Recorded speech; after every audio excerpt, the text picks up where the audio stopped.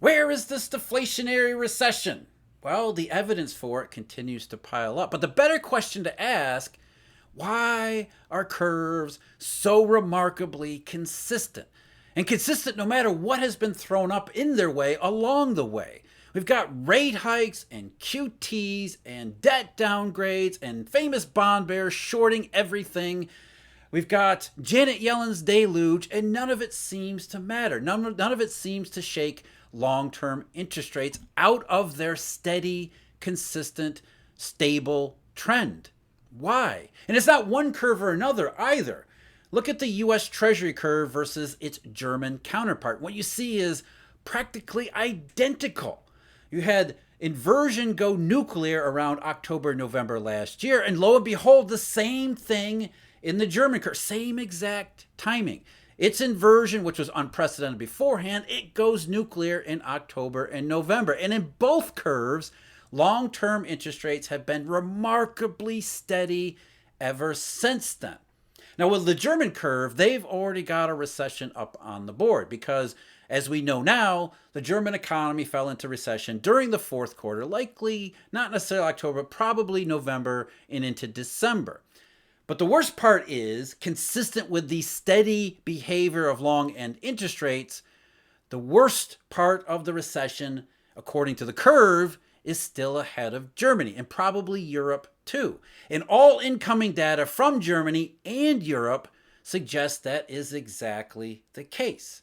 But if Germany got its recession right, the German curve got its recession already, what about US Treasuries and the US economy? From the perspective of GDP, it looks like the US is really hanging in there. We got the updated estimates for the second quarter, and GDP looks a lot like what Jay Powell and the rest of the FOMC is talking about. It's a resilient system, apparently. It's not booming by any stretch. It's not a hot economy. It doesn't look inflationary, but it does seem to be hanging in there. So did the US Treasury curve miss this one where Germany got its right? No. And the evidence for it is actually in GDP, believe it or not. Because the important part of all of this is incomes. And what incomes tell us about the past recession and maybe what the rest of the recession might look like, not just in Germany or Europe, but also around the rest of the world, including the US. That's what's really going to matter. And that's what we're going to talk about today. But first, I'm Jeff. This is Eurodollar University. Thank you very much for joining me.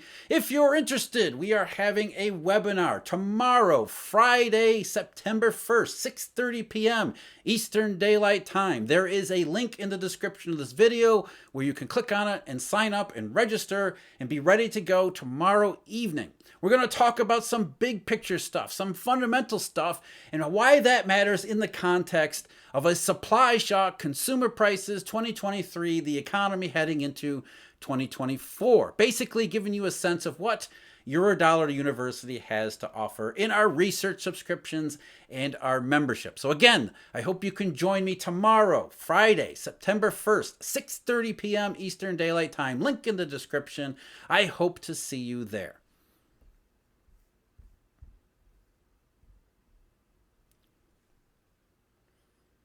So the Keynesian theory behind the 2020 and 2021 economic rescues is pretty straightforward, and it sounds pretty intuitive too. It's the idea that when everything is going bad, the government needs to come in and just do stuff. You know, as John Maynard Keynes said, build pyramids in the desert, or build pyramids at, what was it, Salisbury Plain or something like that. It doesn't matter.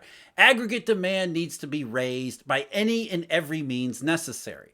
And so the U.S. government, following that advice, they came in with a bunch of stuff, including helicopter payments to individuals, PPP loans that ended up being actual gifts from Uncle Sam to lots of businesses, especially big businesses. Anyway, the idea was simple. Let's prime the pump. Let's get aggregate demand up. And what was expected to have happened was that it ignites the virtuous cycle of recovery. That if the government spends money, or if the government influences people to spend money, then spending begets more spending, which begets investment, which leads to hiring, which leads to more spending, which leads to more hiring, more investment, the virtuous circle of recovery.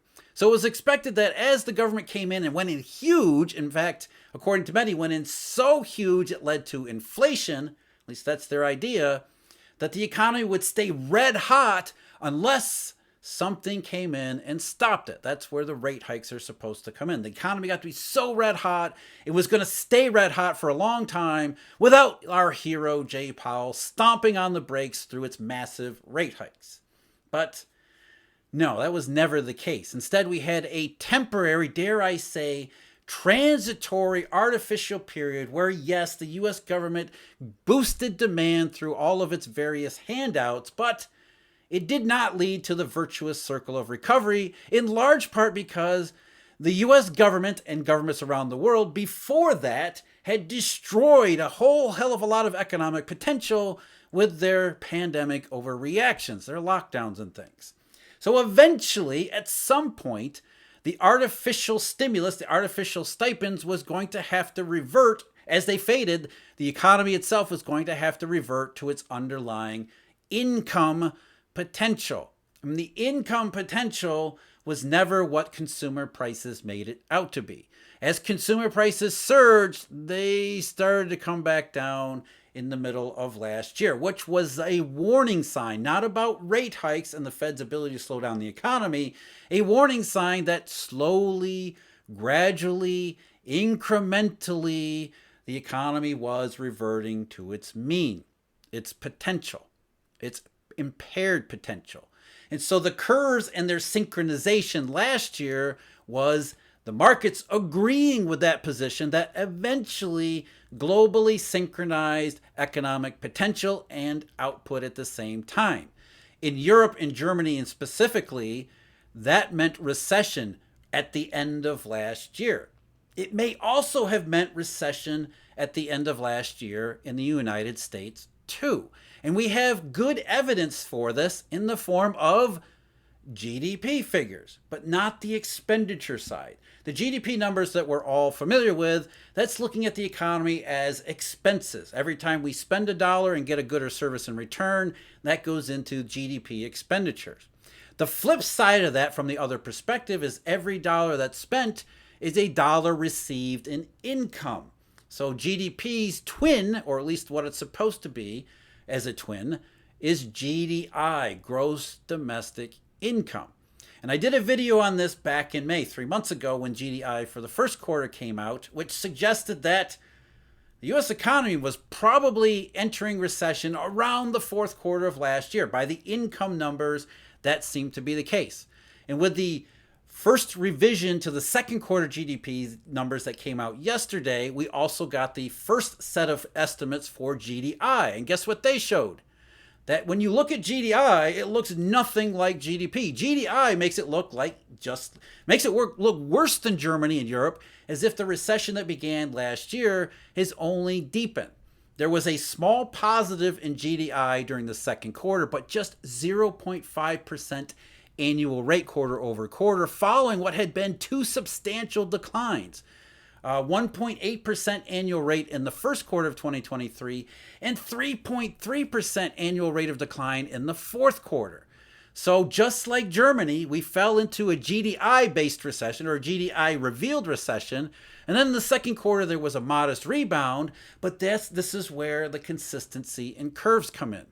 Where the German curve said, yep, we're already in recession and we're still looking for worse ahead, the U.S. Treasury curve is saying the same thing. We might have fallen into recession, or likely fell into recession last year, but the worst part of it is still ahead of us. And as I talked about 3 months ago, GDI is a far better cyclical indicator than GDP. You don't have to take my word for it. You can just look at the data yourself, as I did in that video. We looked at 2007, which was a very good example, because GDI fell sharply in 2007 before we really got to the sharp downturn in GDP in 2008. So if you were following GDI as a cyclical indicator in 2007, you were already thinking recession, as the markets were at that time.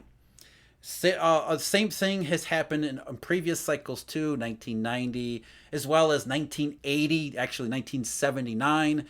GDI has been a better cycle predictor than GDP. There is some scholarship, some academic studies that back that up. I referenced one in our deep dive analysis just yesterday, which showed that changes in GDI as they're released do a lot to explain not just economic terms, but also eventual changes and revisions in GDP, believe it or not, because GDI is the better cyclical indicator. And one reason why that is because, as I said at the beginning, it's always about incomes. Uncle Sam and his stipends can change things for a temporary period of time, but boosting aggregate demand through just arbitrary means does not lead to a full and complete recovery. It does not heal what might have been really substantial damage during the pandemic period. And eventually the economy really does have to settle back on its potential. Today, the Bureau of Economic Analysis, which is the same group, the same government agency which produces the GDP numbers, they came out with more really sobering income statistics, monthly income statistics, personal spending and personal income. And as I've mentioned just a month ago when we went over the June update for these very same statistics, incomes don't look good at all. Let's start with real disposable personal income, real DPI. What you see is exactly what we've been saying throughout this video, exactly what we've been saying all along, exactly what curves have been pricing for ever since they inverted really in March of last year. That is that incomes were temporarily, artificially boosted in that Uncle Sam period, that pandemic period. After the CARES Act in March of 2020, and really the big infusions in December of 2020, as well as then January and March and April of 2021, huge influx of savings, quote unquote savings. But then what happened after it? They started to lag well behind the trend. You can see it here in real disposable personal income, where over the last year and a half, real incomes have been way behind the previous trend, which wasn't all that great to begin with, the pre-2020 trend, not the pre-2008 trend, which is nowhere near any of these things. In other words, actual incomes, despite all the hoopla about the labor shortage, the L-shaped Phillips curve, remember that thing, incomes have lagged. And not just in real terms either, but in real terms especially. We haven't been able to keep up with consumer price changes because the underlying economic fundamentals were not supportive of a full recovery, a temporary artificial period of government intervention. And as that intervention slowly wore off over time, we're going back and reverting to the underlying income fundamentals, which, judging by real GDI as well as DPI, too many initials here, real DPI is not just behind the trend, but as you can see in recent months, it's falling further and further behind, and including the month of July. According to the latest figures from the BEA, real DPI suddenly declined by 0.2% month over month in July. That was after being flat in June. So 2 months when consumer prices are decelerating, and yet real DPI, real disposable personal income, is flat to actually lower. And it's been decelerating and rolling over throughout the middle part of this year, suggesting, like GDI does, the U.S. may have fallen into recession. Despite what the payroll figures might say, the U.S. might have fallen into recession, and incomes are behaving recessionary too. It's not just real DPI either. Nominal DPI, nominal disposable personal income. According to the BEA's latest numbers, in July, nominal DPI, I almost said GDI again, nominal DPI was zero, flat. It was very fractionally higher, but 0% change month over month in July. Nominal disposable personal income. That's not a good sign because you don't normally see flat monthly disposable personal incomes. The last time we saw anything like that outside of the lockdown periods anyway, December of 2019, nominal DPI fell at a 0.2% annual rate. December 2019, last time we were talking about inverted curves and recessions before, 2020's pandemic. Before that, you got to go to February 2016 and November 2015. Again, near recession territory. Nominal DPI was 0% in both of those months. So when you see nominal DPI weaken and flatten like it has in the last couple months, June and July, according to these statistics, consistent with GDI, which is warning of an impending recessionary event. And it goes on and on throughout the income statistics. One that we look at all the time, and one that you should look at all the time, is real personal income excluding transfer receipts. Now, this is a measure of private economic incomes, or private incomes that are generated by the private economy excluding transfer receipts, adjusted for prices. And what you see there is exactly the same thing. When you take away the government stipends, what you see is just what I've been saying. The incomes have lagged way, way behind.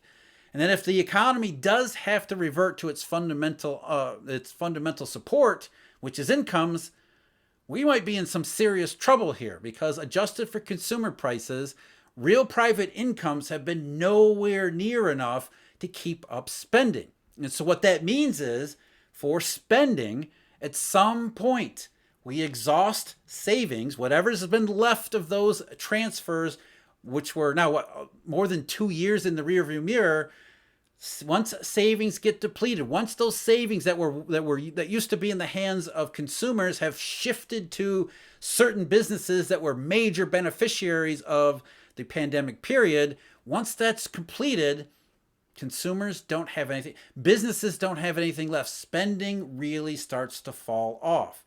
And that brings us back to the GDP number, what I said at the beginning, the most important one, nominal GDP, nominal incomes. Even in nominal terms, the economy appears to be rolling over.